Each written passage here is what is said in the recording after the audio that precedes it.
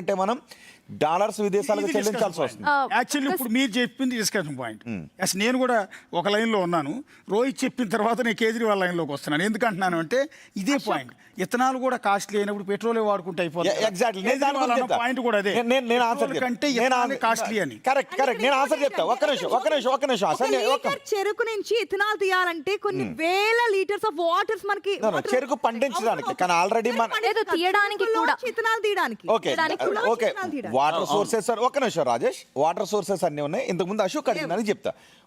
Water sources లేదంటే చెరుకు పంట ఉండదు. చెరుకు పంట లేదంటే ఒక్క నిమిషం, దీనికి డైరెక్ట్ ఇన్వాల్వ్మెంట్ కాదు ఆశా.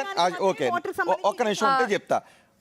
వాటర్ లేదు అంటే పంట ఉండదు. లేదు ఇథనాల్ తీయడానికి వాటర్ కావాలి, వాటర్ లేదు అని అంటే ఇథనాల్ తీయడానికి అవకాశం ఉండదు. అప్పుడు ఇథనాల్ స్కేర్సిటీ వస్తుంది. కానీ ఇథనాల్ సర్ప్లస్ ఉంది. ఇప్పుడు ఆ ఇష్యూనే ప్రాబ్లం లేదు. ఒకటి. రెండు, ఇథనాల్ ఎక్కువ రేట్ అయినప్పుడు పెట్రోల్ యూజ్ చేసుకోవచ్చు కదా అని అంటున్నారు. కానీ ఇథనాల్ని మన దేశీయంగా ఉత్పత్తి చేసుకోవచ్చు. విదేశీ డాలర్లు పెట్టి కొనాల్సిన అవసరం లేదు. కానీ క్రూడ్ ఆయిల్ కొనాలి అంటే మనం డాలర్లలో చెల్లించాలి. అది మేజర్ పాయింట్. రెండు, ఒక్క నిమిషం సత్తజ్. రెండు, ఈ పెట్రోల్ డీజిల్ ఉపయోగించడం వల్ల మనం పర్యావరణానికి విపరీతమైన నష్టాన్ని చేకూరుస్తూ ఉన్నాం. సో దాని ముందు ఇది విషయం కాదు. రెండు, మెయిన్ ఇంతకు ముందు చెప్పింది, పెట్రోల్ క్రూడ్ ఆయిల్ కొనాలి అంటే మనం డాలర్లో పెట్టాలి.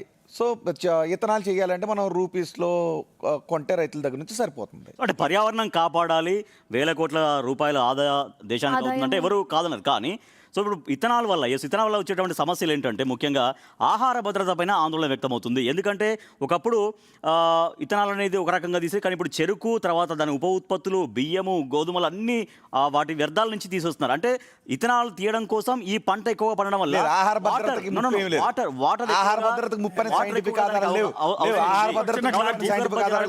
భూగర్భ జలాలు కూడా తగ్గేటువంటి ప్రమాదం వ్యక్తమవుతుంది. అది మరి భయం తప్ప ఇంకోట్లేదు. ఒకటి, ఫస్ట్ ఆఫ్ ఆల్ మీరు రైజ్ చేసిన పాయింట్కి ఒక చిన్న ఆన్సర్ ఇస్తాను.